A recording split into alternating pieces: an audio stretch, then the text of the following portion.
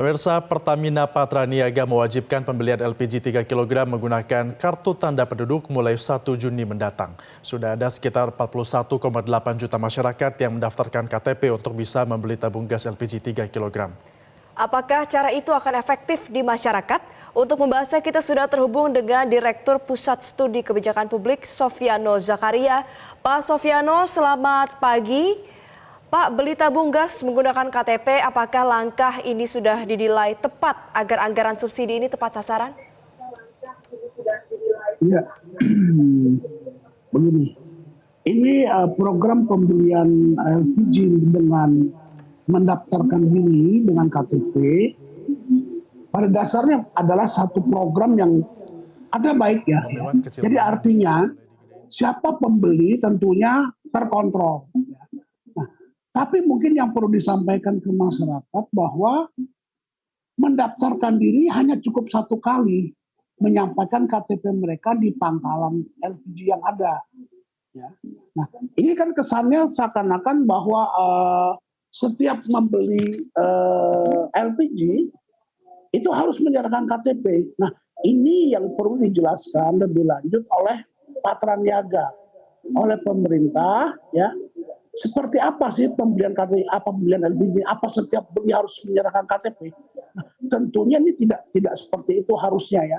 Cukup satu kali mendaftarkan nama mereka terregistrasi di Patraniaga di pangkalan masing-masing, nah itu sudah cukup. Ini buat kontrol juga ya, karena memang selama ini terkesan siapapun bisa membeli LPG 3 kilo, siapapun. Nah, ini memang harusnya ada pengkhususan karena ini barang bersubsidi yang tentunya tidak bebas, tidak diperlakukan seperti barang perdagangan yang umum. Ini barang bersubsidi gitu. Ini tapi kalau kita lihat sekarang ini dimanapun orang jualan LPG itu kesannya seakan-akan bebas, bukan barang bersubsidi. Nah, begitu Mbak Valeri. Jadi ini seperti terkesan barang bebas ya. Tapi yang menarik juga Pak Sofiano, ini kan Ditjen Migas Kementerian SDM pada awal tahun ini menyebutkan bahwa tidak ada pembatasan pembelian asalkan sudah terdaftar dalam program ini. Namun ini bukankah bisa menjadi celah untuk pengepul nantinya kalau siapapun bisa membeli tanpa ada batasan asalkan sudah terdaftar? Nah, begini. Ini yang menariknya begini. Ini terkesan sementara ini hanya siapapun bisa beli LPG asal sudah terdaftar. Nah, harusnya ini barang bersubsidi tidak diterapkan seperti itu, ya. Tapi karena ini baru pertama kali, ya mungkin nantinya kalau saya melihat ya, mungkin nantinya akan diseleksi mana yang boleh membeli, mana yang tidak. Tetapi kalau menseleksi itu berdasarkan KTP, kan di KTP itu tidak ada dinyatakan ya orang kaya atau orang miskin. Nah, ini akan sulit. Jadi kelihatannya baru sekedar menjaring pembeli lewat KTP-nya. Sementara siapa yang berhak ini belum dilakukan. Tapi saya melihat ini barangkali ini step ya, langkah yang pertama adalah membeli LPG harus terdaftar di Pertamina dengan menggunakan KTP. Itu mungkin ya yang akan dilakukan tahap awal ini. Gitu. Ya Pak, tadi kan disebutkan bahwa sebenarnya KTP sendiri tidak bisa membedakan apakah orang ini merupakan orang yang kaya maupun orang yang tidak mampu atau tidak mampu. Bagaimana pengawasannya ini seharusnya dilakukan kepada pihak Pertamina? Nah, ini begini ya. Sebetulnya siapa sih yang berhak melakukan pengawasan? Apakah Pertamina? Kalau menurut saya bukan Pertamina yang melakukan pengawasan. Kan harus ada badan pengawas tersendiri, artinya dalam hal ini siapa? Ya Kementerian SDM. Kementerian SDM lah yang harus melakukan pengawasan. Pertamina adalah sebagai operator pelaksana di lapangan, bagaimana dia mengawasi? Jadi kurang tepat. Nah, ini yang selama ini yang jarang, yang belum pernah dilakukan secara masif ya kalau saya bilang. Walaupun di daerah itu ada Pemda dan segala macam, tapi Pemda pun tidak melakukan pengawasan. Saya melihat Pemda cuma sekedar melakukan perubahan head LPG pada pangkalan. Tapi pengawasan mereka nyaris tidak ada. Nah, ini yang salah.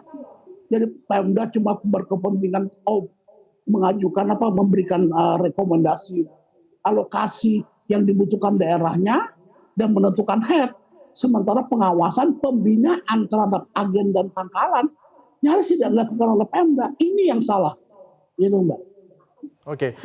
Kemudian Pak Sofyano, ini kan masyarakat yang sudah mendaftar ternyata datanya harus ada sinkron dengan data pensasaran percepatan penghapusan kemiskinan ekstrim, layak atau tidak untuk dapat menerima subsidi dari tabung gas melon ini. Nah, kalau untuk UMKM, ini kan tidak semua yang terdaftar itu merupakan warga yang terdaftar dalam data tersebut. Bagaimana solusinya bagi UMKM ini? Nah, iya itu. Nah, ini kan memang harus jadi perhatian ya toh. Karena kalau berdasarkan peraturan Menteri SDM nomor 28 2021, LPG itu adalah untuk rumah tangga, kelompok nelayan, kelompok usaha mikro, kecil dan menengah ya. Nah, ini harusnya juga sudah diatur sedemikian rupa. Usaha mikro, bagaimana pendaftaran terhadap usaha mikro? Ya kan? Ini yang juga harus dipikirkan kalau berdasarkan permen itu. Nah, kita melihat kemarin Dirut Pertamina Ibu Nika ketika RDP dia baru menyampaikan bahwa Pertamina sudah melakukan pendataan ya. Itu kurang lebih ada 20,95 juta warga niknya sudah tercatat ya. Itu untuk desil 1 sampai dengan 7. Sementara untuk kelompok desil 8 sampai dengan 10 itu ada 1.640.000-an NIK ya. Nah, tapi kita belum melihat ini UMKM ada di mana ini. Ya. Kalau lihat data ini kelihatannya kecil sekali ya kan. Baru sekitar 22,6 juta NIK yang terdaftar, yang terdata. Ini ya, ini saya kutip saya ambil dari media ya yang mengutip pernyataan Dirut Pertamina pada RDP dengan Komisi 7. Nah, ini saya belum lihat di mana ada UMKM-nya di sini. Apakah pemegang KTP-nya adalah juga UMKM? Kita belum tahu. Ya, ini karena tidak ada detail yang disampaikan yang rumah tangga sekian, UMKM sekian belum. Nah, tapi saya melihat memang perlu nanti akhirnya ya. Ini penjaringan tahap pertama ya. Kita harus apresiasi. Kemudian nanti dilakukan tahap kedua, memilah-milah mana KTP-nya orang kaya, mana KTP-nya orang miskin yang sesuai dengan yang akan dituju, dan mana UMKM. Ya, UMKM pun yang seperti apa kan? Usaha mikro katakan seperti gorengan oke. Tapi kalau misalnya usaha menengah yang restoran yang sudah menengah, nah ini harus ditetapkan oleh pemerintah. Ya. Nah, kemudian saya melihat seperti dari Permen SDM-nya nomor 28 2021. Di sana hanya tidak menentukan kalau terjadi pelanggaran pembelian. Misalnya rumah tangga membeli berapa banyak. Di sana tidak ditentukan dalam 1 bulan mereka boleh beli berapa banyak. Kemudian juga sanksi. Kalau ternyata orang mampu membeli LPG, sanksi buat pangkalan atau buat agen ini seperti apa? Nggak ada. Atau sanksi buat masyarakat yang membeli ternyata belum membeli. Ini belum ada. Jadi artinya apa? Ini kedepannya perlu dibuat peraturan pemerintah yang lebih komprehensif, ya. Minimal peraturan presiden, tidak lagi peraturan menteri lah, yang lebih tinggi, ya. Ini seperti kita tahu bahwa untuk di sektor BBM pun kan sedang dikaji dan sudah diusulkan ke presiden ada perbaikan Perpres 191. Nah, harusnya ini juga dibikinkan Perpresnya, disempurnakan di dalam Perpres ya. Contoh saja, harga eceran tertinggi LPG itu pada dasarnya merupakan kewenangan daripada menteri, ya. Tapi nyatanya sejak program konversi diluncurkan, head secara nasional belum pernah dikoreksi oleh menteri, masih Rp4.250 per kilo. Yang dikoreksi hanya Pemda. Nah, ini kan aneh kalau saya bilang, namanya head harga eceran tertinggi, tapi ada head pemerintah pusat, ada head Pemda. Sementara di lapangan bisa terjadi ada harga eceran nyata yang besarnya bisa saja terjadi lebih tinggi daripada head yang ditetapkan oleh Pemda. Nah ini semua harus dibenahi oleh pemerintah ke depannya ya. Kita berharap mudah-mudahan nanti pemerintah yang akan datang ini bisa menyempurnakan ini sehingga beban subsidi LPG tidak lagi menjadi bobot ya, buat pemerintah. Dan penggunanya pun sudah tepat sasaran, mereka adalah yang berhak yang diatur di dalam ketentuan pemerintah yang berlaku. Baik, Pak Sofyano. Iya Pak, padahal untuk uji coba ini sudah berlangsung sejak tahun lalu ya, dan ternyata hingga saat ini peraturan pun masih perlu dibuat agar lebih komprehensif ke depannya. Nah, Bapak bagaimana melihat respon dari masyarakat? Apakah sosialisasi ini sudah masif dan juga masyarakat sudah well informed terkait dengan adanya program ini atau tidak? Ya begini, kalau kita melihat mengutip pernyataan dari Dirut Pertamina di RDP bahwa mereka sudah melakukan pendaftaran buat masyarakat ya 41,8 juta, artinya masyarakat mendukung program ini ya. Kalau ada sekelompok yang tidak setuju, saya yakin juga itu bukan tidak setuju. Mereka menunggu waktu.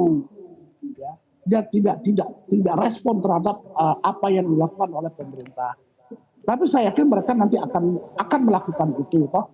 Karena kalau cuma hanya menyerahkan KTP satu kali, saya yakin mereka tidak akan berat.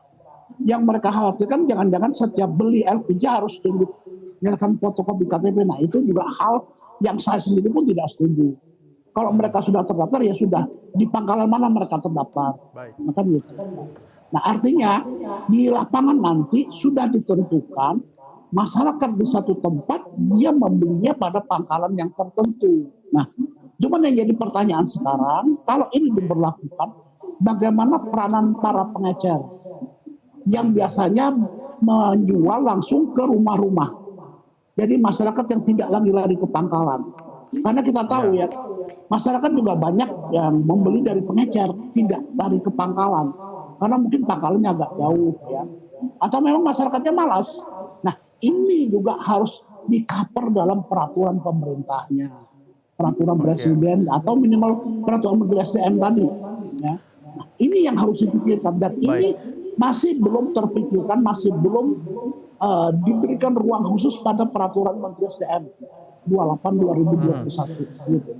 Artinya memang peraturannya masih perlu digodok lagi agar bagaimana penerapannya nanti di masyarakat bisa tepat sasaran dan juga minim kecurangan seperti itu. Terima kasih Direktur Pusat Studi Kebijakan Publik Sofyano Zakaria sudah bergabung bersama kami dalam Metro Pagi Prime Time. Selamat kembali beraktivitas Pak Sofyano.